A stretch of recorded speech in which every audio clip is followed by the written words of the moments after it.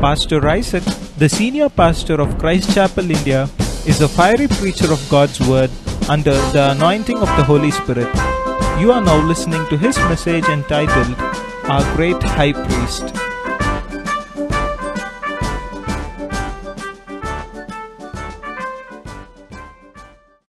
Part 2.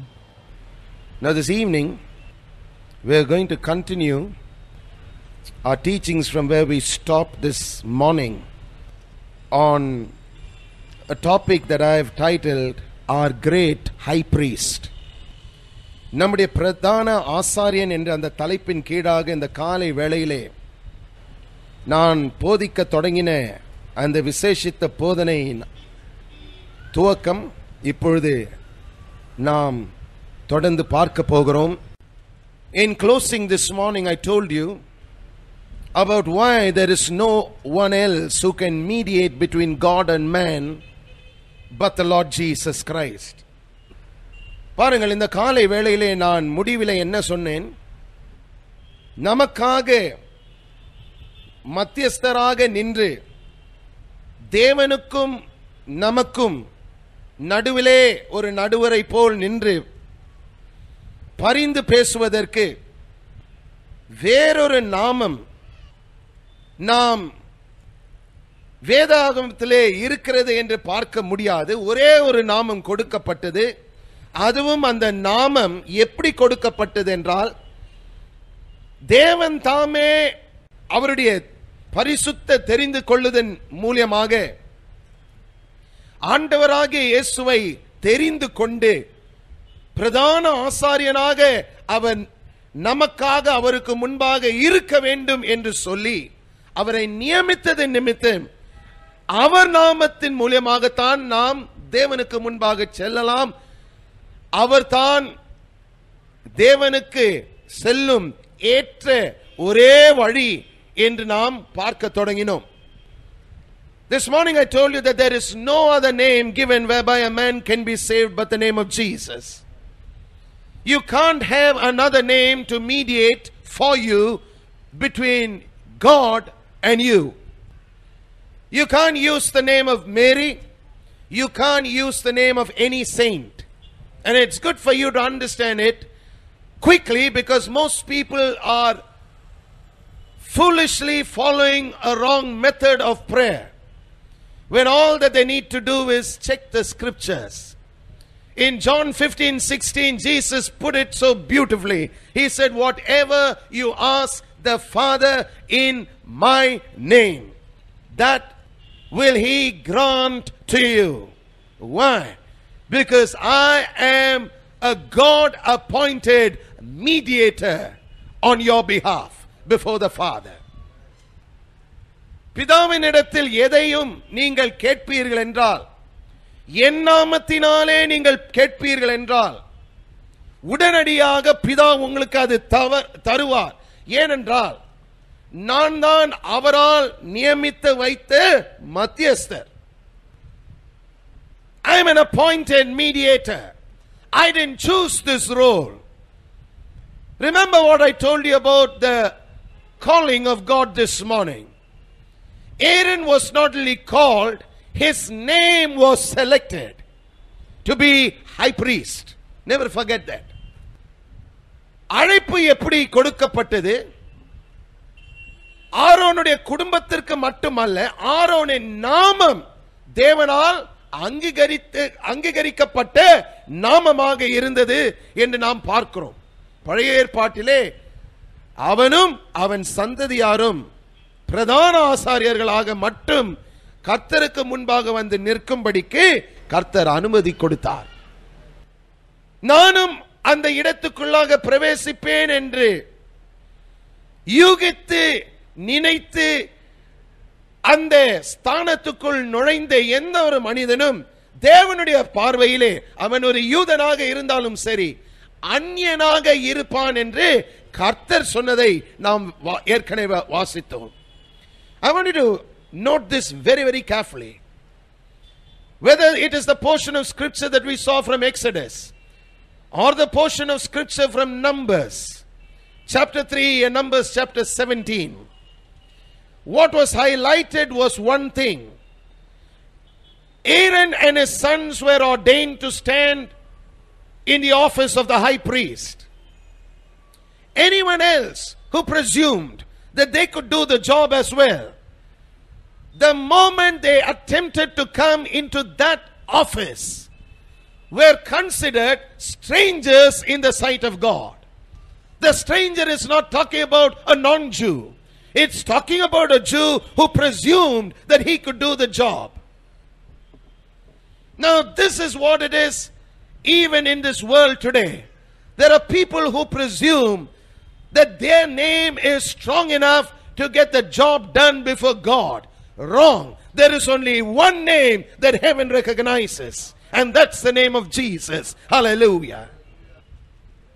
ஒரே ஒரு நாமம் தான் தேவனால் அங்கீகரிக்கப்பட்ட ஒரு நாமமாக அது இருக்கிறது.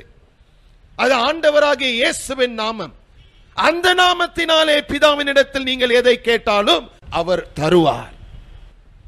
And it's sad and tragic because most people keep constantly teaching others wrong also by saying somehow Mary, who stood in the role of an earthly mother to Jesus, can somehow today influence her son, to influence God to give them something. And it's wrong. It's blasphemy. There is only one mediator, my friends. And that's the mediator that we are talking about, our heavenly high priest. The one who's passed into the heavens to stand on your behalf. இதை நீங்கள் புரிந்து கொள்ள வேண்டும். ஏனென்றால் ஒரு சில மக்கள் எப்படி போதிக்கிறார்கள், மரியாளை கேட்டு மரியாள் எப்படியாவது தன்னுடைய குமாரனாகிய இயேசுவினிடத்தில் பேசி, அதன் பிறகு இயேசு பிதாவினிடத்தில் பேசி உங்கள் வேண்டுதலை அவர் எப்படியாவது நிறைவேற்றுவார் என்று சொல்லி போதிக்கிறார்கள். அது தவறு. ஏனென்றால் பரிசுத்த வேதாகமம் அப்படியாக போதிப்பது கிடையாது. இது பேதுரு சொன்ன ஒரு காரியம் மட்டுமல்ல. புதிய ஏற்பாட்டிலே நாம் வாசிக்கும் பொழுது சபையை எப்படியாக அழைத்தார்களாம், வழி என்று அழைத்தார்கள் என்று வேதாகமம் நமக்கு போதிக்கிறது. Now when you read about the early church, because the early church followed Jesus, they were always referred to as the way. Can I have an amen please? நானே வழியும் சத்தியமும் ஜீவனுமாய் இருக்கிறேன் என்று சொன்ன இயேசுவை பின்பற்றின புதிய ஏற்பாட்டின் சபையை குறித்து நாம் வேதாகமத்திலே வாசிக்கும் பொழுது வழி என்று அழைக்கப்பட்டிருந்தார்கள் என்று நாம் வாசிக்கிறோம்.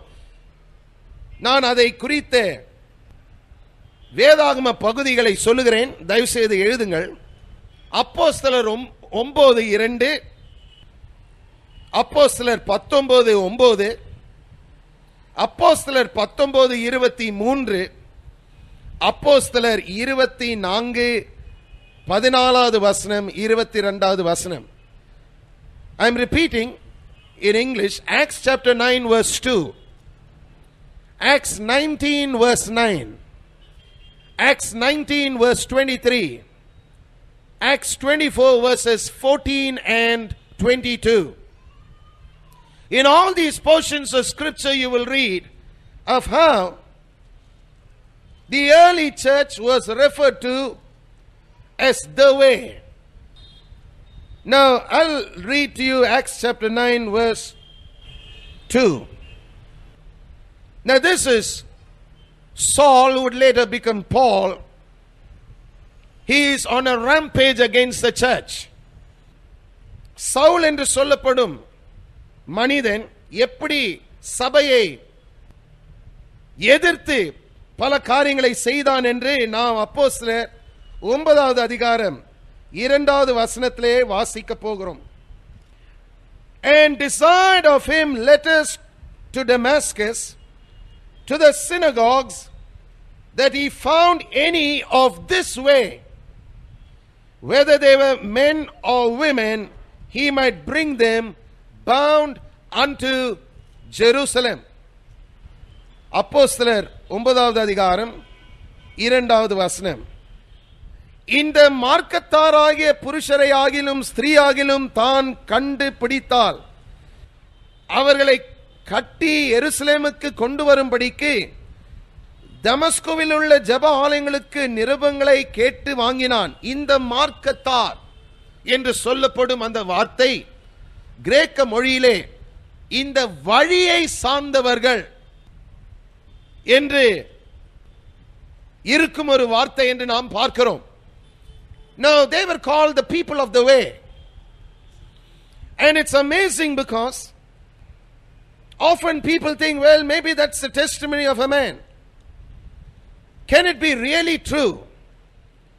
Now, it's obvious that one God cannot be the author of many religions. Can I have an amen, please? A loud amen. It's obvious one God cannot be the author of many religions. A real God, the true and only God, can only have one way to Him. So who must be the founder of many religions? Someone who's out to confuse. Someone who's out to somehow make hindrances in people's lives to approaching the one and true and only living God. Yes or no? பாருங்க, ஜீவதேவன் அவரிடத்தில் வரும் வழியை காண்பிக்கும் பொழுது ஒரே ஒரு வழிதான் அவர் காண்பிப்பார். மதங்களை அவர் உருவாக்க மாட்டார். ஏனென்றால் எல்லா மதங்களையும் நாம் பார்க்கும் பொழுது வித்தியாசமான நிபந்தனைகள் இருக்கிறது. அந்த நிபந்தனைகள் சாதாரண நிபந்தனைகள் அல்ல, தடையை போல் இருக்கும் நிபந்தனைகளாக அது இருக்கிறது. Please listen. Why we say there are not many ways to God? Because every one of the many ways that people claim are ways to God have so many requirements that are more of hindrances than real guideposts to the real God. They are hindrances. They are requirements that place a heavy yoke of bondage on the ones who follow them. So much so that most people dread religion. மதத்தை பார்த்து மக்கள் புலம்புகிறார்கள். ஏனென்றால் மதத்தை பார்க்கும் பொழுது ஐயோ, இது ஒரு கடினமான நுகத்தடியாக இருக்கும் நிபந்தனை நிறைந்த ஒரு மதம் என்று நினைத்து கொண்டு எப்படி நான் உண்மையுள்ள தேவனை பின்பற்றுவேன் என்று ஏக்கத்தோடு இருக்கிறார்கள். அப்படி என்றால் ஜீவதேவன் மதங்களை உருவாக்கும் ஒரு நபரே அல்ல. அப்படி என்றால் மதங்களை உருவாக்கும் ஒருவர் இருக்கிறார். If God doesn't found religions, then who is the founder of religions? There must be someone else. Someone who's out to contradict the real way. Can I have an amen? I'm going to show you something this evening. There must be somebody who's out to contradict the real way, who's out to make the real way tough for people to enter into. Now that person is obviously not God. It cannot be an angel. So it must be the devil. Yes or no? ஜீவதேவனாக அது இருக்க முடியாது. ஏனென்றால் ஜீவதேவன் அவரிடத்தில் வரும் வழியை நேரடியாக ஒரு மனிதனிடத்தில் பேசுவார். அவருடைய தூதர்களுமாக அது இருக்க முடியாது. ஏனென்றால் அவருடைய தூதர்கள் அவர் நியமித்து வைத்த பாதையை தான் காண்பிப்பார். வித்தியாசமான பாதையை காண்பிக்க மாட்டார். அப்படி என்றால் வித்தியாசமான பாதைகளை காண்பிக்கும் ஒருவன் இருக்க வேண்டும் என்றால் அது பிசாசானவனாகத்தான் இருக்க வேண்டும். Now listen and listen very carefully. If the founder of all other religions slips up and confesses the true way to God, then why on earth must people continue to follow other religions is the question. Suppose the devil acknowledges Jesus is only the way and he is the founder of other religions, then why on earth must people follow other religions is the question. The question is, has he done it? Yes. And I'm going to show it to you. Come with me to Acts chapter 16 and verse 17. அப்போஸ்தலர் 16வது அதிகாரம் 17வது வசனத்திலே பிசாசானவன் தாமே இயேசுதான் வழி என்று, தேவனுக்கு இருக்கும் ஒரே வழி என்று தன்னுடைய வாயின் அறிக்கையின் மூலமாக பேசுவதை நாம் பார்க்கிறோம். அப்போஸ்தலர் 16, Acts chapter 16 and look at verse 17, please.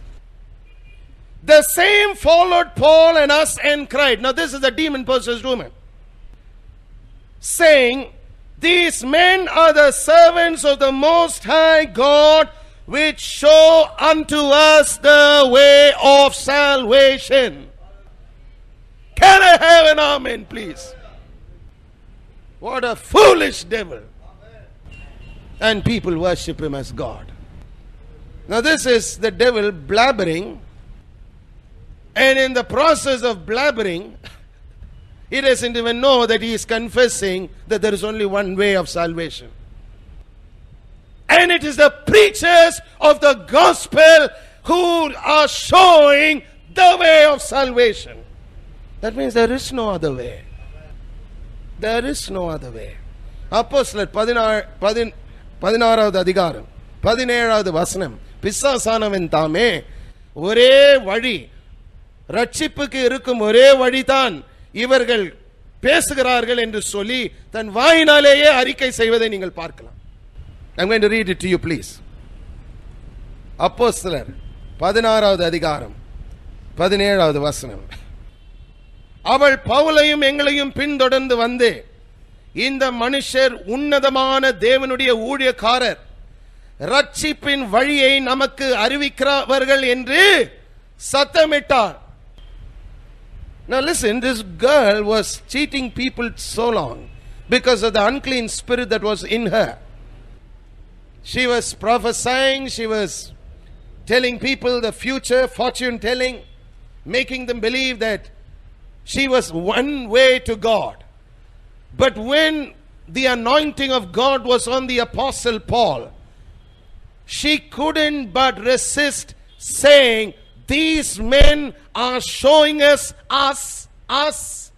the way of salvation. Us.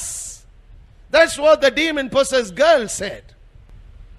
பாருங்கள், 17வது வசனத்தில் என்ன பார்க்கிறோம்? ரட்சிப்பின் வழியை நமக்கு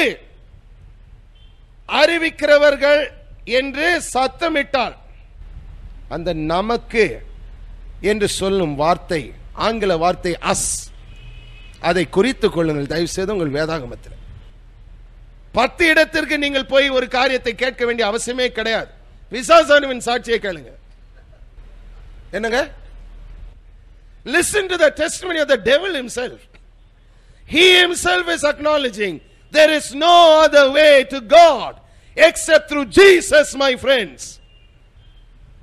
Meaning he is saying, don't even follow me.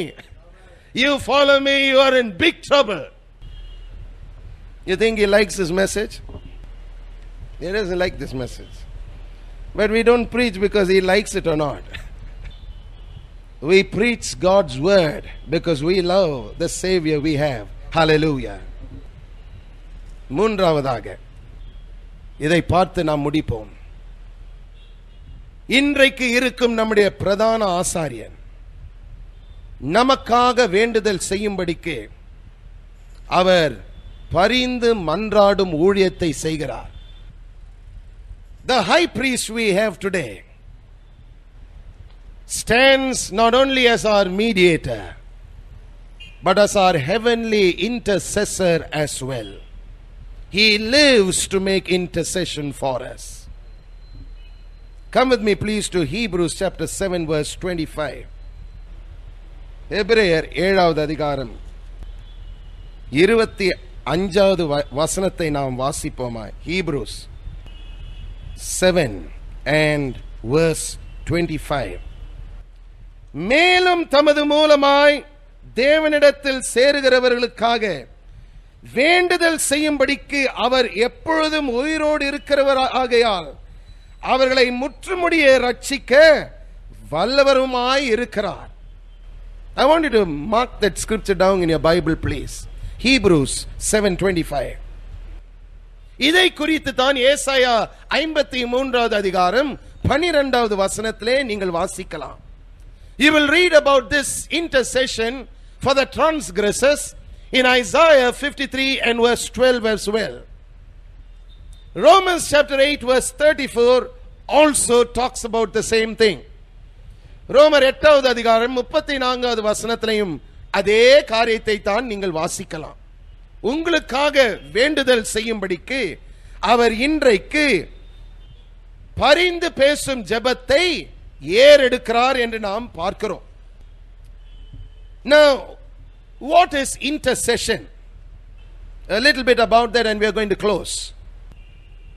Intercession comes from a Greek word, entunkano, entunchano, entunkano, which means to plead with a person on behalf of another. பரிந்து மன்றாடும் ஜெபம் என்றால் என்ன? ஒருவருக்கு சார்பாக இன்னொருவரோடு வழக்காடுவது என்று நாம் பார்க்கிறோம். ஒருவேளை உங்கள் விண்ணப்பம் மற்றவருடைய பார்வையிலே சற்று வித்தியாசமாக இருந்தாலும் உங்கள் விண்ணப்பத்திற்கு செவி சாய்த்து உங்களுக்காக உங்கள் விண்ணப்பத்திற்காக பரிந்து மன்றாடும் ஒரு நபர் இன்னொருவரோடு வழக்காடுவது என்பதுதான் வழக்காடும் ஊழியம் என்று நாம் பார்க்கிறோம். What is intercession?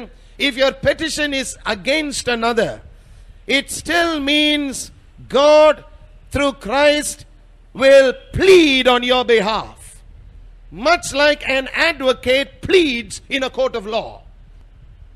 He presents himself on your behalf. He stands and argues your case. Hallelujah.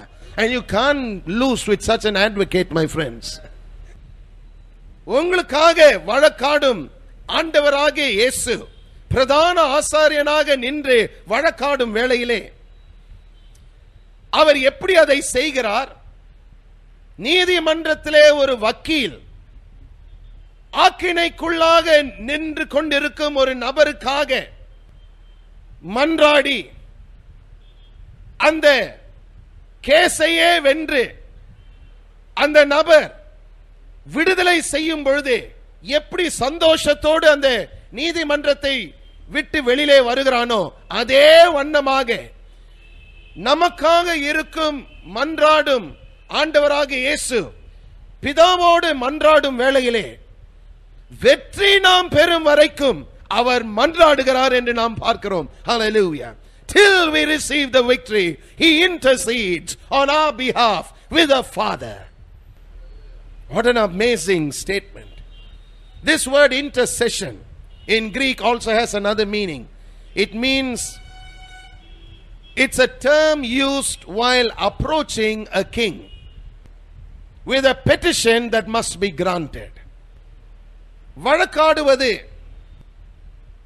மன்றாடி ஜெபிக்கும் அந்த ஊழியம், வேண்டுதல் செய்யும் ஊழியம் எப்பேற்பட்டது என்றால் கிரேக்க மொழியிலே அந்த வார்த்தை என்டுங்கனோ என்ற அந்த வார்த்தை பயன்படுத்தும் வேளையிலே அது எப்படி சொல்லப்பட்டிருக்கிறது என்றால் ஒரு ராஜாவை பார்த்து ஒரு விண்ணப்பத்தோடு நாம் செல்லும் வேளையிலே அந்த விண்ணப்பத்தை எப்படியாவது நாம் பெற்றுக்கொள்ள வேண்டும் என்று அந்த நிச்சயத்தோடு நாம் செல்லும் வேளையிலே விண்ணப்பத்தை பெற்றவர்களாக நாம் திரும்பி வருவோம் என்பதை காண்பிக்கும் ஒரு வார்த்தை.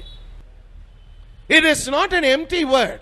It means you approach a king with a petition with a full assurance that when you are on your way back, you have the petition that you have asked of the king. This verse from Hebrews 7:25 tells us that Jesus is ever living to make intercession for us. எபிரேயர் 7வது அதிகாரம் 25வது வசனம் என்ன காண்பிக்கிறது? அவர் நமக்காக இரவும் பகலும் தேவனோடு மன்றாடி நம்முடைய வேண்டுதல்களை அவருக்கு முன்பாக வைத்து நமக்காக பரிந்து பேசும் ஊழியத்தை செய்கிறார். அவர் நம்மை ரட்சிக்க வல்லவராக இருக்கிறார் என்று நாம் பார்க்கிறோம். இதில் ஒரு சுவாரஸ்யமான ஒரு காரியம் இருக்கிறது. அதை நான் சொல்லி முடிக்க விரும்புகிறேன். அவர் முற்றுமுடிய ரட்சிக்க வல்லவராக இருக்கிறார் என்று நாம் வாசிக்கிறோம். He is able to save to the utmost. The word save is the word sozo. it not only means save from sins, it also means heal from sicknesses. So he is able to heal to the utmost they who come to him, for he ever lives to make intercession for them. How is that for a change? Sozo என்ற அந்த வார்த்தை, கிரேக்க வார்த்தை, ரட்சிப்பை காண்பிக்கும் வார்த்தை. அது பாவத்திலிருந்து ரட்சிப்பு மட்டும் காண்பிக்கும் ஒரு வார்த்தை அல்ல, நோயிலிருந்தும் சுகத்தை கொடுக்கும் ஒரு வார்த்தை என்று காண்பிக்கும் ஒரு வார்த்தையாக இருக்கிறது. அப்படி என்றால் முற்றுமுடிய அவரிடத்தில் வரும் மக்களை ரட்சிக்க வல்லவராக இருக்கிறார் என்று நாம் பார்க்கும் பொழுது, சுகமாக்க வல்லவராக இருக்கிறார் என்றும் நாம் எபிரேயர் 7வது அதிகாரம் 25வது வசனத்திலே வாசிக்கிறோம். Isn't that amazing? This same word which you find in Hebrews 7:25 is the same word you will find in Matthew 9:22. And Jesus said, be whole. Wholesomeness. இதே வார்த்தை தான் மத்தேயு 9வது அதிகாரம் 22வது வசனத்திலே நீங்கள் வாசிக்கலாம். அப்படி என்றால் ரட்சிப்புக்கு நாம் இயேசுவின் மூலமாக வரும் வேளையிலே சுகத்துக்கும் அவர் மூலமாகத்தான் நாம் வர வேண்டும். பலர் அப்படி செய்வது கிடையாது. ரட்சிப்புக்கு இயேசுவின் நாமத்தின் மூலமாக வருவார்கள், சுகத்திற்கு தங்களுடைய நற்செய்திகளை காண்பித்து நான் இதை செய்தேன் அதை செய்தேன் என்று சொல்லி அதன் மூலமாக சுகத்தை பெற வருவார்கள். ஆகையால் தான் இன்னும் பலவீனத்திலே இருக்கிறார்கள். I want you to write this down, please. This is a common mistake people make in the church. When it comes to salvation, they have no doubt about through Jesus. But when it comes to healing, they present their good works and say, God, I did this, I did this, I did this, so heal me. And they remain sick. They have not considered the way for healing also that God recognizes. The way of healing is the same way of salvation, Jesus. But I thought I can say I took part in this ministry and that's the reason why I've got to be healed. No, you are not healed because of that. You're healed because of him. You're healed because of him. Hebrews 7:25 is talking about that. When you come dependent on him, you are coming dependent on his mercies. You will never be pushed aside. You come depending on your good works, you will remain sick. You will not have healing manifest in your body. And that disturbs a lot of people, because you find a lot of people maybe even in ministry sick. Some of them are considering that they will be healed because they are in ministry wrong. They will not be healed because they are in ministry. They will be healed if they come to God the way God says they have to come to him. Hebrews 7:25 puts it so beautifully. You depend on him. Just like you depend solely on him for salvation, you depend solely on him for healing as well. எபிரேயர் 7வது அதிகாரம் 25வது வசனம் முக்கியமான வசனங்க. பலர் ஏமாந்து போகிறார்கள். என்ன, நான் ஊழியம் செய்கிறேன் என்று சொல்லி எப்படியாவது கர்த்தர் எனக்கு சுகத்தை தருவார் என்று நினைக்கிறார்கள். கிடையாது. ஊழியத்தில் இருப்பது நிமித்தம் கர்த்தர் சுகத்தை தரமாட்டார். நல்ல குடும்பத்திலே நான் பிறந்தேன் ஆகையால் நான் ரட்சிப்படைவேன் என்று சொல்லும் மக்கள் ஏமாந்து போவார்கள். ரட்சிப்பு எப்படி கர்த்தர் கொடுக்கிறார்? இயேசுவை நாம் சார்ந்து அவரிடத்தில் வரும் வேளையிலே ஏற்ற வழியிலே நாம் நடக்கிறோம்.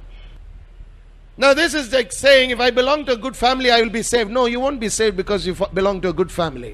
You will be saved if you come depending on Jesus for your salvation. The same way you will be healed if you come depending on Jesus for your healing. This is what you will read in James 5 verses 14 and 15, my friends.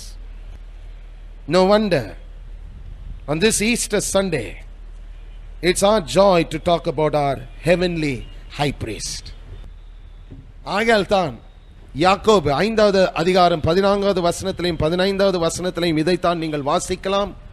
இதை வாசித்து புரிந்து கொள்வீர்கள் என்றால், இன்றைக்கு இந்த Easter பண்டிகை நாள் அன்று நம்முடைய பிரதான ஆசாரியரை குறித்து பேசுவது என்ன ஒரு ஸ்லாக்கியம் பாருங்க. You got to understand that your heavenly high priest is always on your behalf, speaking before the Father. உங்களுக்காக இரவும் பகலும் உங்களுடைய பிரதான ஆசாரியர் தேவனுக்கு முன்பாக உங்களுக்காக மன்றாடி ஜெபிக்கிறார் என்று நீங்கள் மறந்துவிடக்கூடாது.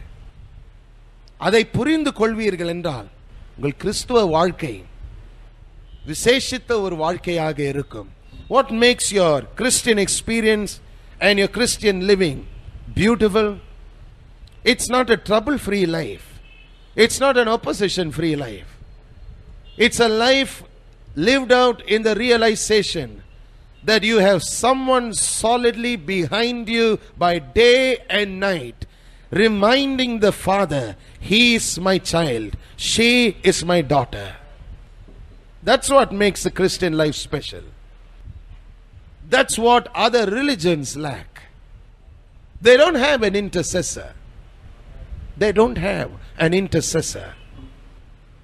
They don't have a high priest as Jesus is. மற்ற மதங்களை நீங்கள் பார்க்கும் பொழுது அவர்கள் இவ்விதமான ஒரு பிரதான ஆசாரியன் இல்லாமல் இருக்கும் பட்சத்திலே மிகவும் பரிதாபமான நிலைமையிலே அந்த மதங்களை பின்பற்றும் மக்கள் இருக்கிறார்கள். It's sad because they lack the heavenly high priest that the Bible says we have. Thank God for Jesus. Hallelujah. கர்த்தருக்கு ஸ்தோத்திரம். அவர் எவ்வளவு நல்ல ஒரு ஆண்டவர் பாருங்க. This evening let's bow our heads in a moment of prayer. Father, in the mighty name of Jesus, with joy in our hearts we come before you this evening and we give you thanks and praise. You are the living God and there's none like you. We bless your name and we give you thanks for this wonderful day you have blessed us to listen to the teaching of your word and to receive revelation from the scriptures as well as from God the Holy Spirit. We bless your name and we give you thanks.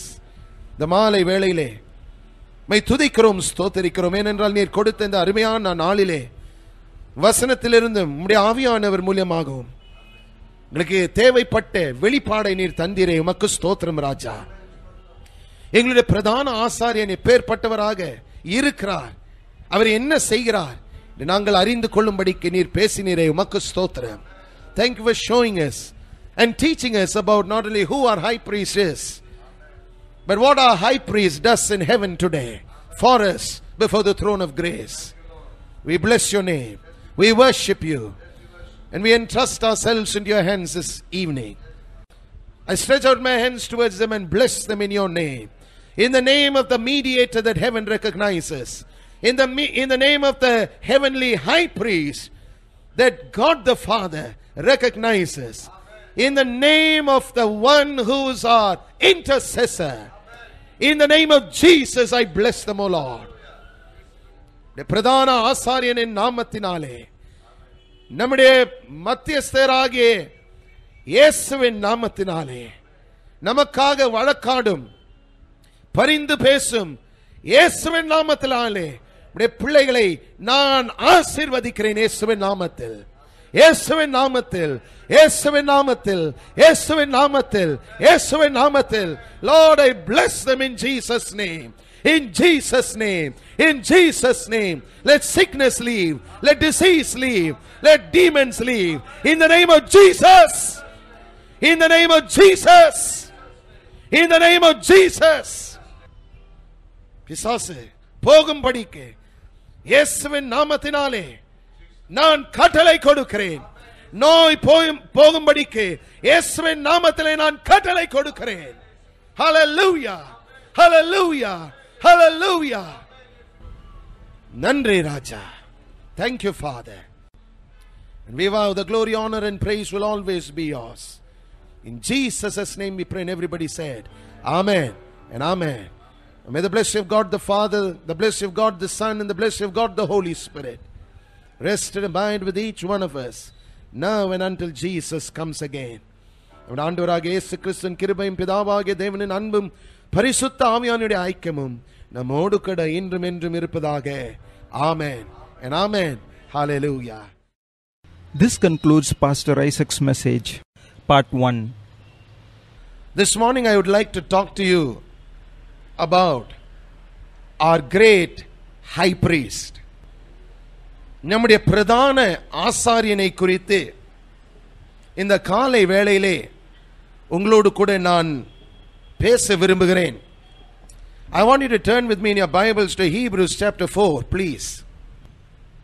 எபிரேயர் 4வது அதிகாரம் 14வது வசனம் முதல் 16வது வசனம் வரைக்கும் நாம் வாசிக்க போகிறோம். Hebrews chapter 4, please. And we're going to be reading verses 14 to 16. எபிரேயர் 4ஆம் அதிகாரம் 14ஆம் வசனம் முதல் 16ஆம் வசனம் வரை. வானங்களின் வழியாய் பரலோகத்திற்கு போன தேவகுமாரனாகிய இயேசு என்னும் மகா பிரதான ஆசாரியர் நமக்கு இருக்கிறபடியால் நாம் பண்ணின அறிக்கையை உறுதியாய் பற்றி கொண்டிருக்க கடவோம். நம்முடைய பலவீனங்களை குறித்து பரிதபிக்க கூடாத பிரதான ஆசாரியர் நமக்கிராமல் எல்லா விதத்திலும் நம்மை போல் சோதிக்கப்பட்டும் பாவமில்லாதவராயிருக்கிற பிரதான ஆசாரியரே நமக்கு இருக்கிறார். ஆதலால் நாம் இரக்கத்தை பெறவும் ஏற்ற சமயத்தில் சகாயம் செய்யும் கிருபையை அடையவும் தைரியமாய் கிருபாசன தண்டையில் சேரக்கடவோம். Now this is an amazing portion of scripture that reads, seeing then that we have a great high priest that is passed into the heavens, Jesus the Son of God, let us hold fast our profession or confession. For we have not a high priest which cannot be touched with the feeling of our infirmities, but was in all points tempted like as we are, yet without sin. Let us therefore come boldly unto the throne of grace, that we may obtain mercy and find grace to help in time of need. Now, the Bible addresses Jesus as our high priest that has passed into the heavens. இந்த வேத பகுதியை நீங்கள் வாசிக்கும் பொழுது வானங்களில் வழியாய் சென்றிருக்கும் ஆண்டவராகிய இயேசு கிறிஸ்து இன்றைக்கு நம்முடைய பிரதான ஆசாரியராக இருக்கிறார் என்று வேதாகமம் போதிக்கிறது. அப்படி என்றால் பழைய ஏற்பாட்டிலே பிரதான ஆசாரியன் செய்த ஊழியத்தை நாம் பார்க்கும் பொழுது அந்த ஊழியத்தை ஒப்பிட்டு இன்றைக்கு நமக்கு இருக்கும் பிரதான ஆசாரியர் என்ன செய்கிறார் என்று நாம் புரிந்து கொள்வோம் என்றால், இங்கே எழுதின வண்ணமாக தேவை என்று அந்த நேரம் எழும்பும் வேளையிலே மனிதர்களிடத்தில் நாம் ஓட மாட்டோம். அதற்கு மாறாக கிருபாசன தண்டைக்கு நாம் தைரியத்தோடு வந்து நிற்போம். Hallelujah. If you'll understand some of the major duties of the Old Testament high priest and look at it in the context of how Jesus as our high priest today is standing and fulfilling those similar duties, then you will begin to understand that why in times of need you won't need to run to men for help, but you will learn to approach the throne of grace boldly and receive grace to help you in times of need. Now, when you study the Old Testament, you find that there were three important duties that the high priest did. Three important duties that we will look at in the light of Scripture that Jesus does today as well. பழைய ஏற்பாட்டின் ஆசாரியன் மூன்று முக்கியமான ஊழியங்களை அவர் செய்தார் என்று நாம் பார்க்க போகிறோம். அதை இன்றைக்கும் ஆண்டவராகிய இயேசு அவர் செய்கிறார் என்று நாம் அறிவோம் என்றால் அது நமக்கு பிரயோஜனம் உள்ளதாக இருக்கும் என்று நான் விசுவாசிக்கிறேன். ஆகையால் இந்த மூன்று காரியங்களை குறித்து நான் பேச விரும்புகிறேன். I'd like to teach on the three important ministerial duties that the Old Testament high priest did, which when you understand that Jesus does as well today, you will see why our high priest sets us in a different level altogether in our Christian life.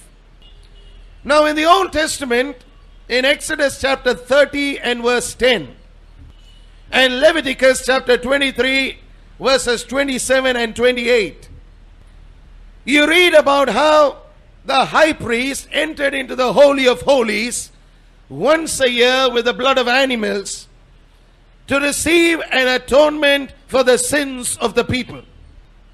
யாத்திராகமம் 30வது அதிகாரம் 10வது வசனத்திலேயும் லேவியராகமம் 23வது அதிகாரம் 27வது வசனத்திலேயும் 28வது வசனத்திலேயும் பாவ நிவர்த்தி செய்யும் பிரதான ஆசாரியன் பாவ நிவாரண நாளிலே இரத்தத்தோடு, அதுவும் ஆடுகளுடைய இரத்தத்தோடும் மாடுகளுடைய இரத்தத்தோடும் மகா பரிசுத்த ஸ்தலத்துக்குள்ளாக வருஷத்திலே அந்த ஒரு நாளிலே மாத்திரம் அவன் பிரவேசித்து மக்களுக்காக தேவனிடத்திலே பாவ நிவர்த்தி செய்து மக்களை அதன் பிறகு ஆசீர்வதிப்பார் என்று நாம் பார்க்கிறோம். Now, having made the atonement for sins, the high priest would come out and bless the people. I want you to write this down, please. பாவ நிவர்த்தியை செய்த பிறகு அந்த பிரதான ஆசாரியன் மக்களை ஆசீர்வதிப்பார். ஏனென்றால் ஒரு வருடத்திற்கு பாவம் மூடப்பட்டது என்று காண்பிக்கும்படிக்கு அது அவர் செய்வார். ஆனாலும் ஒரு கஷ்டம் அதிலே இருந்தது. என்ன? அடுத்த வருஷம் அதே நாளிலே இந்த பிரதான ஆசாரியன் மீண்டும் இரத்த பலிகளோடு கர்த்தருக்கு முன்பாக அவர் சென்று பாவ நிவர்த்தியை செய்து இன்னொரு வருஷத்திற்கு ஆசீர்வாதத்தை கூற வேண்டியதாக இருந்தது. I want you to write this down very, very carefully. The blessing was pronounced only for 1 year, not for years indefinitely. Why? Because every year on the day of atonement, there was a remembrance of sin that was made, because sin remained. Sins were covered, but sin remained. I'm going to repeat it again. Sins were covered, but sin remained. பாவங்கள் மூடப்பட்டது, ஆனால் பாவமோ அப்படியே இருந்தது. பாவங்கள் மூடப்பட்டது, பாவம் இருந்தது என்றால் என்ன என்று நீங்கள் ஒருவேளை ஒரு கேள்வியை கேட்கலாம். What do you mean by sins were covered but sin remained? Now, sins were covered with the imperfect sacrifice of the blood of bulls and of goats. But on the inside of every Jewish man, woman and child, I am repeating, there remained the sin nature dominant in him, because man was not born again. பாவங்கள் ஒரு வருடத்திற்கு மூடப்பட்டது. ஏனென்றால் பூர்ணம் இல்லாத இரத்த பலிகள் செலுத்தப்பட்டது. ஆடுகளுடைய இரத்தமும் மாடுகளுடைய இரத்தமும். ஆனால் மனிதனுடைய உள்ளத்திலே பாவ குணம் இன்னும் அப்படியே இருந்தது. அந்த பாவ குணம் ஏன் மாறவில்லை? ஏனென்றால் மனிதர்கள் இன்னும் மறுபடியும் கிறிஸ்துவுக்குள் பிறக்கவில்லை. அது ஆணில் இருந்தாலும் சரி, பெண்கள் இருந்தாலும் சரி, பிள்ளைகள் இருந்தாலும் சரி. I'm again repeating. Some people believe that it is only adults who are sinners, children are innocent. Wrong. I said wrong. I don't hear people this morning. Wrong. Some are reluctant to say amen. Wrong. Every child born into this world is born with a nature of sin on the inside of him or her. And in that level, the child needs a savior. The child needs a redeemer. But then the Bible tells us that when Jesus offered himself on the cross, he offered himself once for all. I want you to mark that down, please.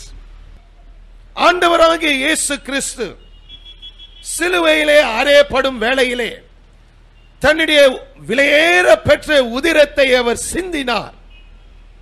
அவர் தன்னுடைய இரத்தத்தை சிந்தும் வேளையிலே ஒரு முறை அவர் மரித்து எல்லாருக்காகவும் அவர் பாவ நிவர்த்தி செய்யவில்லை, பாவ மன்னிப்பை முற்றிலும் பெற்றுக் கொண்டதன் நிமித்தம் பாவம் இப்பொழுது மூடப்படவில்லை, மன்னித்து முற்றிலும் எடுக்கப்பட்டது என்று நாம் பார்க்கிறோம். Now because he shed his precious blood on the cross, follow very carefully please, Jesus not covered sins with his blood, but he forgave sins and completely removed sins. And not only did he deal with sins, but he dealt with the sin nature as well, which was in man, which no Old Testament high priest could do. பழைய ஏற்பாட்டிலே செய்ய முடியாத ஒரு காரியம் என்ன? பிரதான ஆசாரியன் பாவங்களை இரத்த பலிகளை வைத்து ஒருவேளை மூடப்படுவதற்கு முன் வந்தாலும் பாவத்தை அவன் மன்னிக்க முடியாமல் இருந்தான். முற்றிலும் எடுக்கப்படாத பட்சத்திலே அது இன்னும் இருந்தது என்று நாம் பார்க்கிறோம். ஆகையால் தான் அடுத்த வருஷத்திலும் அதே நாளிலே அவன் தேவனுக்கு முன்பாக வந்து நிற்க வேண்டியதாக இருந்தது. அது மட்டுமல்ல, மனிதனுடைய குணத்தை அவன் மாற்ற முடியாமல் இருந்தான். He was helpless to change the nature of a man who was living in sin because of the sin nature that was on the inside of him. Now look at Hebrews chapter 9 please, and verses 24 to 28. ஹெபிரேயர் 9வது அதிகாரம் 24வது வசனம் முதல் 28வது வசனம் வரைக்கும் நாம் வாசிக்க போகிறோம். எபிரேயர் 9ஆம் அதிகாரம் 24ஆம் வசனம் முதல். அந்தபடி மெய்யான பரிசுத்த ஸ்தலத்துக்கு அடையாளமாக கையினால் செய்யப்பட்டதாயிருக்கிற பரிசுத்த ஸ்தலத்திலே கிறிஸ்துவானவர் பிரவேசியாமல் பரலோகத்தினாலே தானே இப்பொழுது நமக்காக தேவனுடைய சமூகத்தில் பிரதியட்சமாகும்படி பிரவேசித்திருக்கிறார். பிரதான ஆசாரியனின் அந்நிய இரத்தத்தோட வருஷந்தோறும் பரிசுத்த ஸ்தலத்துக்குள் பிரவேசிக்கிறது போல் அவர் அநேகந்தரம் தம்மை பலியிடும்படிக்கு பிரவேசிக்கவில்லை. அப்படி இருந்ததானால் உலகம் உண்டானது முதற்கொண்டு அவர் அநேகதரம் பாடுபட வேண்டியதாயிருக்குமே. அப்படியல்ல, அவர் தம்மைத்தாமே பலியிடுகிறதினாலே பாவங்களை நீக்கும் பொருட்டாக இந்த கடைசி காலத்தில் ஒரே தரம் வெளிப்பட்டார். அன்றியும் ஒரே தரம் மரிப்பதும் பின்பு நியாயத்தீர்ப்படைவதும் மனுஷருக்கு நியமிக்கப்பட்டிருக்கிறபடியே கிறிஸ்துவும் அநேகருடைய பாவங்களை சுமந்து தீர்க்கும்படி ஒரே தரம் பலியிடப்பட்டு தமக்காக காத்து கொண்டிருக்கிறவர்களுக்கு ரட்சிப்பை அருளும்படி இரண்டாம் தரம் பாவம் இல்லாமல் தரிசனமாவார். ஹெபிரேயர் 9வது அதிகாரம் 24வது வசனம் முதல் 28வது வசனம் வரைக்கும் நாம் என்ன வாசிக்க கேட்டோம்? நமக்காக அவர் ஒரு முறை மரித்து பலியாக அவர் தன்னுடைய இரத்தத்தை சிந்தி பிரதான ஆசாரியன் செய்ய முடியாத ஒரு காரியம் அவர் செய்தார் என்று நாம் பார்க்கிறோம். ஏனென்றால் பாவம் பாவங்கள் என்று ஒருமையிலும் பன்மையிலும் எழுதப்பட்டிருக்கிறது. I want you to see that particular chapter and those 4 verses. Those 4 verses talk of that word sin and sins. When you read of the word sin, it's talking about the sin nature. It's written in the singular. You talk about the sins, it's talking about the after effects of a man being a sinner. And no wonder it's highlighted in plural for us. தனிப்பட்ட வார்த்தை பாவம் என்ற அந்த வார்த்தையை நீங்கள் வாசிக்கும் பொழுது பாருங்கள், 26வது வசனத்தை பாருங்க. அப்படியே இருந்ததானால் உலகம் உண்டானது முதற்கொண்டு அவர் அநேகம் தரம் பாடுபட வேண்டியதா இருக்குமே. அப்படி அல்ல, அவர் தம்மை தாமே பலி இடுகிறதினாலே பாவங்களை நீக்கும் பொருட்டாக இந்த கடைசி காலத்தில் ஒரே தரம் வெளிப்பட்டார். Now in verse 26 the Bible talks about sin.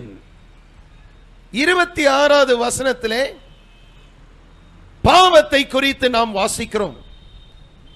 Tamil வேதாகமத்திலே நாம் என்ன வாசிக்கிறோம்? பாவங்கள் என்று வாசிக்கிறோம். அது பாவம் என்று வாசிக்க வேண்டும். It should read in the Tamil Bible as sin, and you can write it down please, because sometimes you read the English Bible and you don't know how sometimes the other versions have it, and it will help you when you're telling someone about this. Now look at verse 28. 28வது வசனத்தை பாருங்க. கிறிஸ்துவும் அநேகருடைய பாவங்களை சுமந்து தீர்க்கும்படிக்கு ஒரே தரம் பலியிடப்பட்டு. Now there it's written correctly. 28வது வசனத்தை சரியாக தமிழிலே எழுதப்பட்டிருக்கிறது. ஆனால் 26வது வசனத்திலே பாவம் என்று அது ஒருமையிலே எழுதப்பட வேண்டியதாக இருக்கிறது. ஏனென்றால் அது எதை காண்பிக்கிறது? உள்ளான மனிதனுடைய பாவ குணாதேசத்தை மாற்றக்கூடிய அந்த விசேஷித்த அற்புதம் இன்றைக்கு இருக்கும் பிரதான ஆசாரியன் செய்கிறார் என்று நாம் பார்க்கிறோம். Our heavenly high priest who has passed into the heavens today is able to do that miraculous work of transformation on the inside of a man that no high priest in the Old Testament could do. No wonder we talk so much about the born again experience. மறுபடியும் நீங்கள் பிறவாவிட்டால் தேவனுடைய ராஜ்யத்திற்குள்ளாக பிரவேசிக்க முடியாது என்று சொல்லி மக்களிடத்தில் நாம் யோவான் 3வது அதிகாரம் 3வது வசனத்தின் அடிப்படையிலே பேசும் பொழுது ஏன் இதை குறித்து நாம் பேசுகிறோம்? ஏனென்றால் இது ஏதோ ஒரு தனிப்பட்ட உபதேசமாக இருப்பது நிமித்தம் நாம் அதை செய்வது கிடையாது. இது இன்றைக்கு நடக்கக்கூடிய ஒரு நிஜமான அனுபவம் என்று நாம் அறிந்து அதை பேசுகிறோம். Why do we insist that people be born again? It's not because it is a Pentecostal doctrine, not an individual's personal belief system, but because it is a reality that every man, woman and child can have an experience as a result of the high priest who today stands on behalf of us before the God of the entire universe. Look at it like this. Because we are born again, now we can stand before God without condemnation. ரோமர் 8வது அதிகாரம் 1வது வசனத்திலே நாம் வாசிக்கிற வண்ணமாக இன்றைக்கு நாம் மறுபடியும் பிறந்தவர்களாக இருக்கிறபடியால் தேவனுக்கு முன்பாக எப்படி நாம் வந்து நிற்கலாம்? பயத்தோடும் நடுக்கத்தோடும் அல்ல, தைரியமாக நாம் வந்து நிற்கலாம். ஏனென்றால் சிலுவையிலே அவர் நமக்காக ஆக்கினை தீர்ப்பு சுமந்தார். Remember, it was one man representing the nation of Israel. Now it is one man representing the entire world. பழைய ஏற்பாட்டிலே நாம் என்ன வாசிக்கிறோம்? ஒரு மனிதன் ஒரு தேசத்திற்காக பிரதான ஆசாரியனாக நின்று தேவனுக்கும் மனுஷனுக்கும் முன்பாக அவர் நின்றார் என்று நாம் பார்க்கிறோம். இன்றைக்கோ அப்படி அல்ல. ஒரு தேசத்திற்காக இயேசு நிற்பது கிடையாது. அவர் முழு உலகத்தாருக்கு நிற்கும் பிரதான ஆசாரியராக இருக்கிறார். ஏன் இது முக்கியம் என்றால், பழைய ஏற்பாட்டிலே பிரதான ஆசாரியன் தேவனுக்கு முன்பாக வந்து நிற்கும் பொழுது அவர் எப்படி தேவனுக்கு முன்பாக வந்து நின்றார்? ஒரு பாவியாக அவரும் அங்கே நின்றார். ஆக்கினைக்குள்ளாக அவர் தண்டிக்கப்பட்டவனாக வந்து நின்றார் என்று நாம் பார்க்கிறோம். I want you to make a note of these things, please. Most people don't understand this. They think it was an easy job to be a high priest in those days. No. If ever there was a job that some man dreaded, was the job of being a high priest. Why? Because when he entered into the Holy of Holies on the Day of Atonement, he was entering as a man under judgment himself. He stood condemned himself. He had to offer a sacrifice for his personal sins before he could stand before God. Now that is where Jesus hands down beats every Old Testament high priest. He did not have to offer a sacrifice for himself. He was and is and will always be the sacrifice of God. பழைய ஏற்பாட்டிலே பிரதான ஆசாரியன் தேவனுக்கு முன்பாக வந்து நிற்கும் பொழுது முதலாவது அவன் தன்னுடைய பாவத்திற்காக ஒரு பலியை செலுத்தி அதன் பிறகு தான் மக்களுக்காக பலியை செலுத்துவனாக தேவனுக்கு முன்பாக வந்து நிற்க முடிந்தது. இல்லாவிட்டால் அவன் மரித்திருப்பான். கர்த்தரோ அப்படி அல்ல. இன்றைக்கு நாம் வணங்கும் பிரதான ஆசாரியன் அப்படி அல்ல. தனக்கென்று அவர் ஒரு பலியும் செலுத்த வேண்டியதாக இருந்தது என்று நாம் வாசிக்கவே முடியாது. ஏனென்றால் அவர் கர்த்தருடைய பலியாக இருந்தார். ஹல்லேலூயா, கர்த்தருக்கு ஸ்தோத்திரம். No wonder John looked at him and said, "Behold the Lamb of God." He didn't say, "Behold a sinner. Go and produce fruits of repentance before you are baptized." He didn't insist that for Jesus. Can I have an amen, please?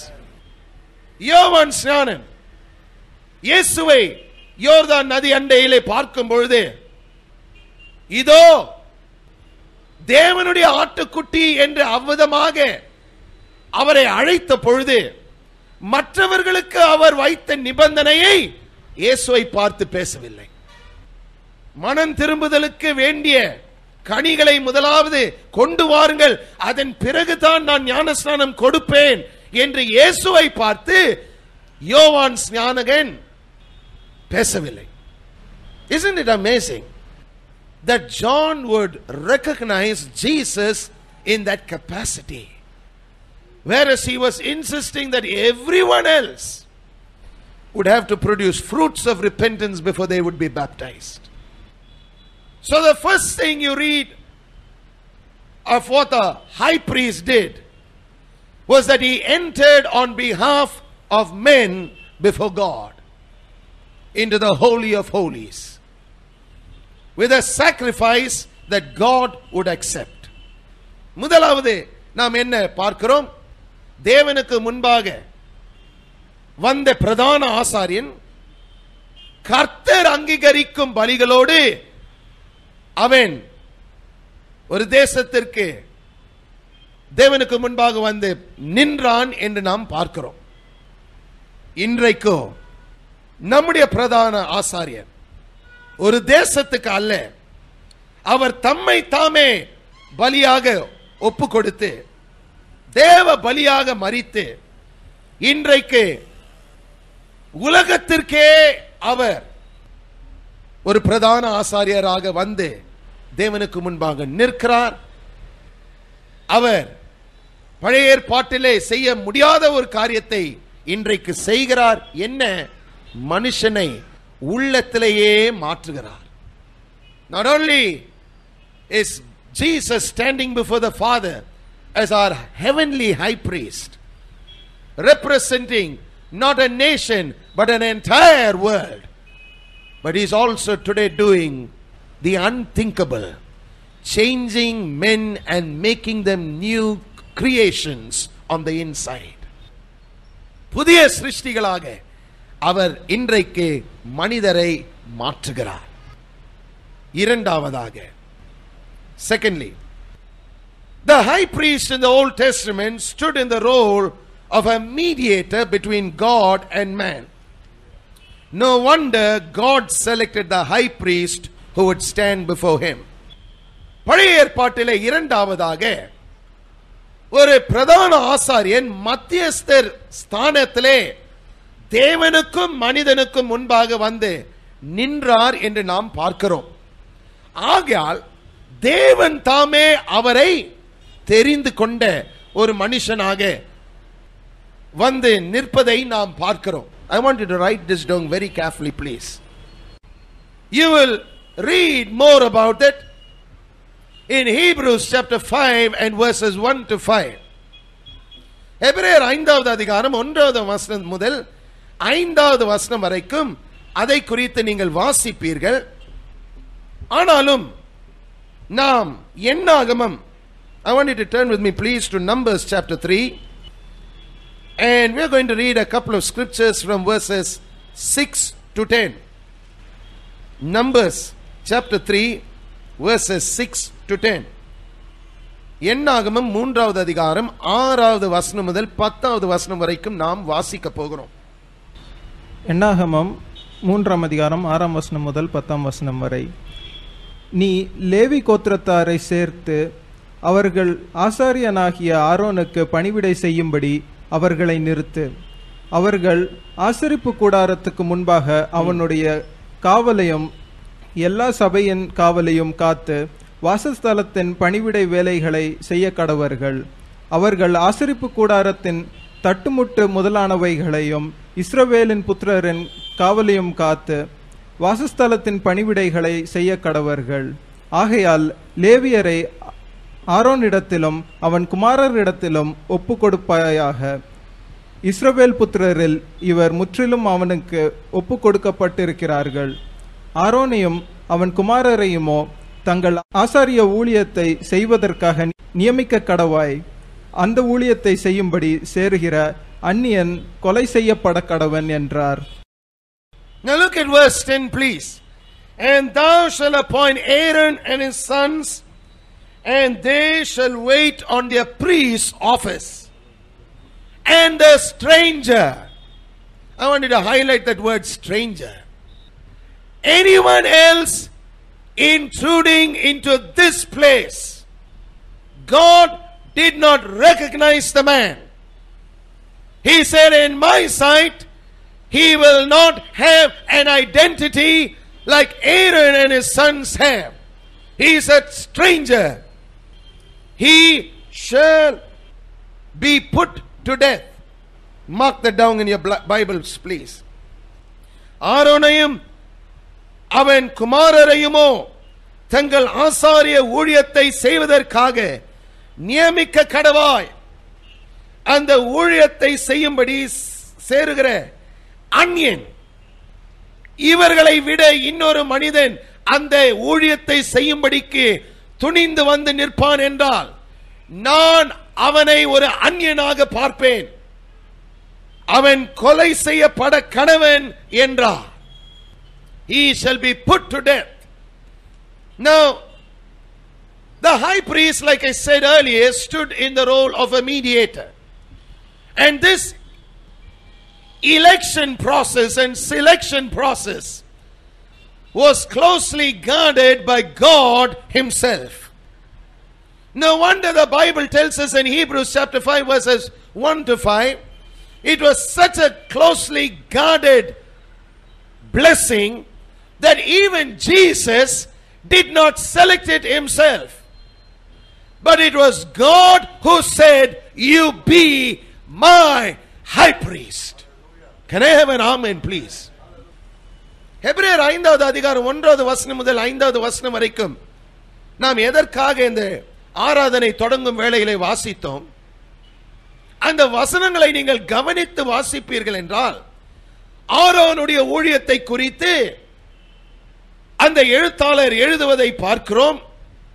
அதே சமயத்தில் இன்றைக்கு நமக்காக இருக்கும் பிரதான ஆசாரியனாகிய தெய்வீக ஆசாரியனாக இருக்கும் ஆண்டவராகிய இயேசுவை குறித்து எழுதும் பொழுது அவர் என்ன சொல்லுகிறார்?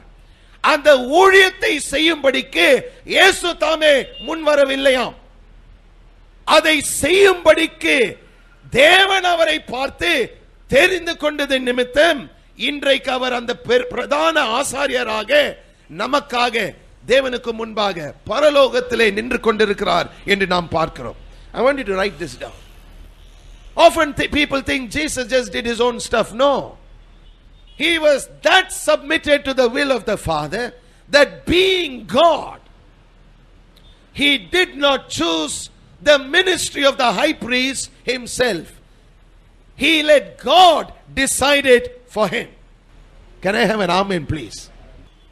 அவர் தேவனாக இருந்து அந்த பிரதான ஆசாரியன் ஊழியத்தை நான் செய்வேன் என்று துணிந்தவர் முன்வரவில்லை. தேவன் அது அவருக்கு கொடுப்பார் என்று அவர் அறிந்து அவரையே நம்பி அது தேவன் கொடுத்தது நிமித்தம் இன்றைக்கு நம்முடைய பிரதான ஆசாரியராக தேவனுக்கு முன்பாக மத்தியஸ்தர் ஸ்தானத்திலே நின்று கொண்டிருக்கிறார் என்று நாம் பார்க்கிறோம். எதற்காக நாம் இதை பேசுகிறோம் என்றால் அந்த தெரிந்து கொள்ளுதலை குறித்து நாம் என்னாகமம் 17வது அதிகாரத்திலே இன்னும் ஆழமாக அதை குறித்து வாசிக்கலாம். When you read Numbers chapter 17, you will read a little bit more about the election and selection of Aaron to stand as high priest there. 16வது வசன அதிகாரத்திலே கர்த்தருக்கு விரோதமாக எழும்பின மக்கள் அந்த ஜன கூட்டத்தாரை குறித்து 16வது அதிகாரத்திலே வாசிக்கலாம். மோசேக்கு விரோதமாக பேசினார்கள், ஆரோனுக்கு விரோதமாகவும் அவர்கள் பேசினார்கள். என்ன நடந்தது? வித்தியாசமான முறையிலே அவர்கள் மரித்தார்கள் என்று நாம் பார்க்கிறோம். அடுத்த அதிகாரத்திலே மக்கள் முறுமுறுக்க தொடங்கின உடனே கர்த்தர் அவர்களுக்கு காண்பிக்கும்படிக்கு ஒரு காரியத்தை செய்ய சொன்னார். ஆரோனுடைய கோலையும் மற்ற கோல்களையும் எடுத்து கொண்டு வந்து அவருக்கு முன்பாக வைக்கும்படிக்கு கர்த்தர் ஒரு கட்டளை கொடுத்தார் என்று நாம் வாசிக்கிறோம். Now I want you to listen very carefully to this because this highlights to us the mediatorial role of Jesus in our lives today. He is our mediator. In Numbers 16 you read of Korah's rebellion.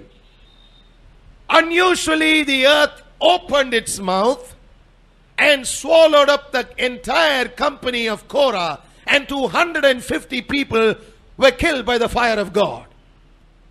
But the people thought Moses and Aaron were to be blamed for the killing. So they started murmuring, and God had to do something real spectacular to prove that Aaron was his high priest by a supernatural act. And that's what you read of in Numbers chapter 17. பாருங்கள், என்னாகமம் 17வது அதிகாரத்திலே 1வது வசனம் முதல் நாம் வாசிப்போமா. பின்பு கர்த்தர் மோசேயை நோக்கி, நீ இஸ்ரவேல் புத்திரரோடு பேசி அவர்கள் பிதாக்களின் வம்சங்களாகிய ஒவ்வொரு வம்சத்தினுடைய பிரபுக்களிடத்தில் ஒவ்வொரு கோலாக 12 கோலை வாங்கி அவனவன் கோலில் அவனவன் பேரை எழுதுவாயாக. சாதாரண முறையிலே கோலை எடுத்து வந்து எனக்கு முன்பாக வை என்று அவர் சொல்லவில்லை. பேரை அந்த கோலிலே எழுது. Now he didn't say just bring 12 rods from 12 tribes and put it before me. No.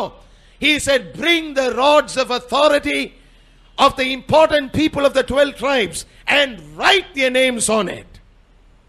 லேவியினுடைய கோலின் மேல் ஆரோனின் பேரை எழுத கடவாய். Now on the rod of Levi. He didn't say write Levi. He said write the name of Aaron. ஆரோனின் பெயரை அந்த கோலின் மேல் எழுது என்று திட்டம் தெளிவாக ஒரு கட்டளையை தேவன் கொடுத்தார். எழுதி கொள்ளுங்கள்.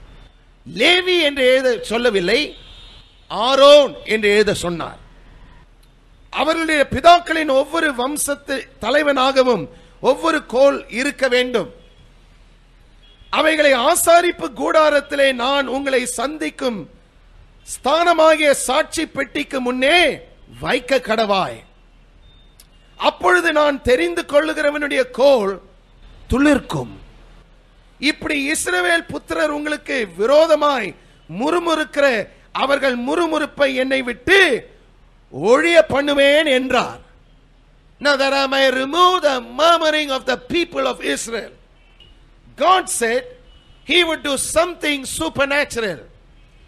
The rod of the man whom he would accept, that would bud supernaturally. Now let's read please. ஆறாவது வசனம். இதை மோசே இஸ்ரவேல் புத்திரரோடே சொன்னார். அப்பொழுது அவர்களுடைய பிரபுக்கள் எல்லோரும் தங்கள் பிதாக்களுடைய வம்சத்தின்படி ஒவ்வொரு பிரபுவுக்கும் ஒவ்வொரு கோல் ஆக 12 கோல்களை அவனிடத்தில் கொடுத்தார்கள். ஆரோனின் கோலும் அவருடைய கோல்களுடனே இருந்தது. அந்த கோல்களை மோசே சாட்சியின் கூடாரத்திலே கர்த்தருடைய சமூகத்திலே வைத்தான். மறுநாள் in 24 hours. இதுதான் எரேமியா 1வது அதிகாரம் 12வது வசனத்திலே நீ எதை பார்க்கிறாய் என்று கர்த்தர் கேட்ட உடனே இதை நான் பார்க்கிறேன் என்று அவர் பேசினதை நாம் பார்க்கிறோம். In Jeremiah chapter 1 verse 12, when God looked at Jeremiah and asked him, what do you see? He said, I see the rod of an almond tree. God said, you have seen right. I will hasten my word to perform it. Follow please. மறுநாள் மோசே சாட்சியின் கூடாரத்துக்குள்ளாக பிரவேசித்த போது இதோ லேவியின் குடும்பத்தாருக்கு இருந்த ஆரோனின் கோல் துளிர்ந்தது. அது துளிர் விட்டு பூ பூத்து வாதுமை பழங்களை கொடுத்தது. What did it yield? Almonds. In 24 hours, God did a supernatural work such that no man had ever seen in their life till then. What was he speaking about? He said, when this man who I select comes and stands before me as mediator, I will hasten my word to perform it in that man's life. Write it down. You understand scripture with scripture. You don't understand scripture independent of scripture. வசனத்தை நீங்கள் எப்படி புரிந்து கொள்வீர்கள்? வசனத்தை வைத்து தான் புரிந்து கொள்ள வேண்டும். வசனத்துக்கு அப்பாற்பட்ட முறையிலே நீங்கள் வசனத்தை புரிந்து கொள்ள முன் வருவீர்கள் என்றால் நிச்சயமாகவே தவறு செய்வீர்கள். இப்போது கர்த்தர் என்ன சொல்லுகிறார்?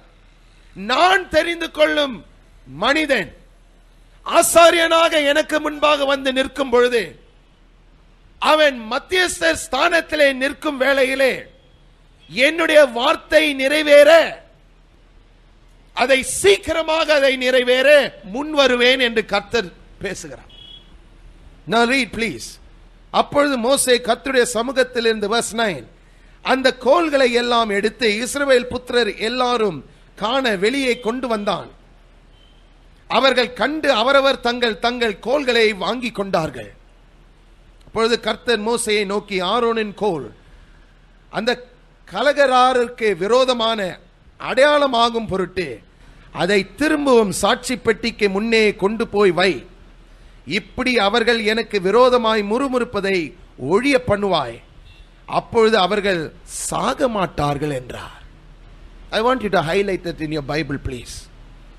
He said, because Aaron's rod was present with the other rods as mediator, I will forgive the murmurings of the people.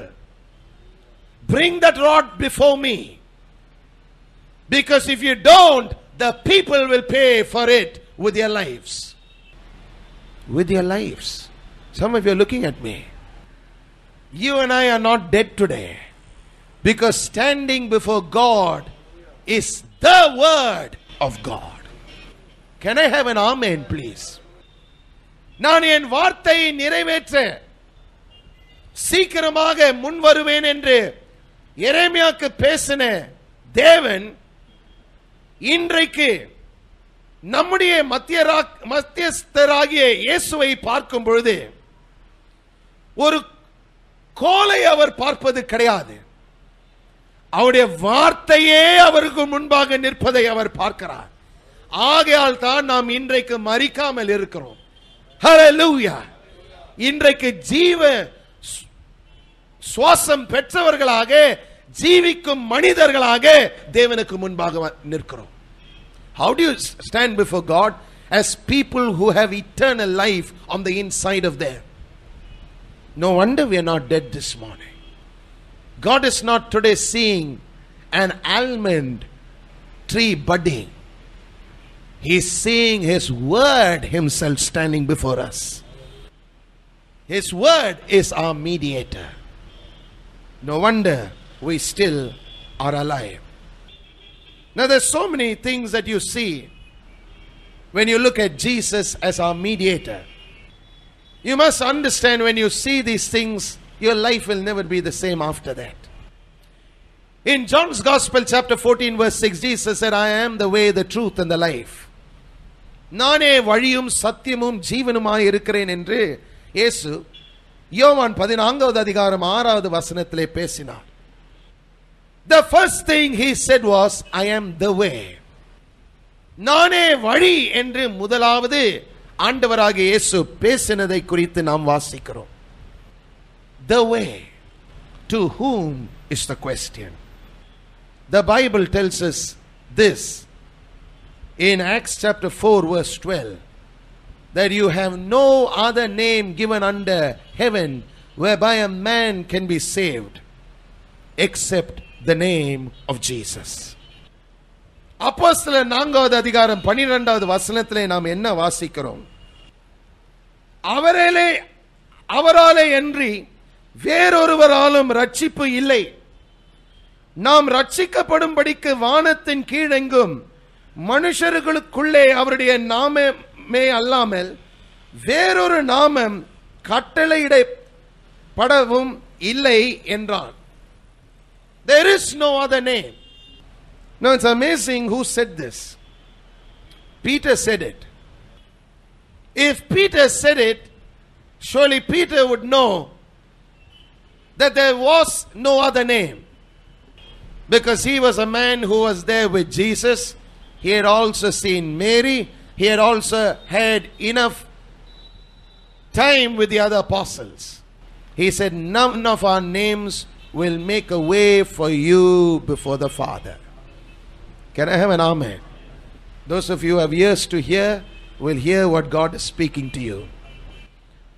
Not the name of Mary, not the name of Peter, not the name of James and John. None of these names will make a way for you before the Father. So if you have people praying in names apart from the name of Jesus, they are making a big mistake, because there is no other name whereby a man can be saved. மரியாளுடைய நாமத்தின் நிமித்தமும் இல்லாவிட்டால் 12 சீஷர்களிலே ஏதோ ஒரு சீஷரனுடைய நாமத்தினாலும் நாம் தேவனுக்கு முன்பாக வரலாம் என்று நாம் நினைக்க கூடாது. ஏனென்றால் இயேசுவின் நாமத்தை அல்லாமல் வேறொரு நாமமே இல்லை. அதுவும் தேவனுக்கு முன்பாக வந்து நிற்பதற்கு வேறொரு நாமம் இல்லை என்று பேதுரு திட்டம் தெளிவாக போதிக்கிறதை நாம் பார்க்கிறோம். Then why do the so-called followers of Peter today not follow what Peter said? They continue to ask someone whom Peter never referred to, never recommended, to please pray for us to God. Be mediator to God for us. Can I have an amen please? இன்றைக்கு மக்கள் என்ன செய்கிறார்கள்? பேதுரை நான் பின்பற்றுகிறேன் என்று சொல்லும் ஜனக்கூட்டத்தார் தவறு செய்கிறார்கள். என்ன தவறு? பேதுரு பேசாத நாமத்தை இன்றைக்கு அவர்கள் தங்களுடைய நாவிலே எடுத்துக்கொண்டு எங்களுக்காக மத்தியஸ்தராக தேவனுக்கு முன்பாக நின்று உம்முடைய மகனாகிய இயேசுவினிடத்தில் எங்களுக்காக பேசும் என்று ஜெபத்திலே ஜெபிக்கும் வேளையிலே தவறு செய்கிறார்கள். Most people use the name of Mary today in the vain belief that somehow she will mediate with her son for them and get things done. The Bible says no one else mediates with God save his chosen. That's why I emphasized the name writing on the rods. There is no other name. You better not write any other name, even if it goes by the name of Saint Anthony. Most people are making one mistake after another mistake after another mistake. They are using names that God does not recognize. Thank God for those men or women who lived godly lives, but they cannot mediate with God for man. Can I have an amen please? God selects his rod, and today the rod he has selected is his word, the living word of God called Jesus. You don't use his name, you get nothing from the Father. Read John 15:16 please. யோவான் 15வது அதிகாரம் 16வது வசனத்தை வாசிங்க. என் நாமத்தினாலே பிதாவினிடத்தில் எதை கேட்டாலும் அது அவர் செய்வார் என்று இயேசு பேசினதை குறித்து நீங்கள் வாசிக்கலாம். John 15:16 talks about that. You want to receive something from God? Use the name of Jesus. No wonder he said, I am the way. We're going to continue this evening, please. If you'd like to know more about this, do come and listen to God's word. But remember, if you want to see anything lasting happen in your life, then it's time for you to approach God the right way. நான் சரியாக தேவனுக்கு முன்பாக வருவேன் என்றால் சரியான வழிமுறையிலே ஆசீர்வாதத்தை நான் பெற்றுக்கொள்வேன் என்று நீங்கள் அறிந்து வாழ வேண்டும். தவறான முறையிலே அவருக்கு முன்பாக நீங்கள் வந்து நிற்பீர்கள் என்றால் தவறைத்தான் நீங்கள் பெற்றுக்கொள்வீர்கள். I want to show you an example. You remember the rich man mediating for his 5 brethren? He said, send someone. Please send Lazarus. What was Abraham's reply? They have Moses and the prophets. If they will not listen to them, then they will not listen to one, though he rose from the dead. Abraham didn't say, my God, what a mediator. Let me send someone. You know why I'm talking this?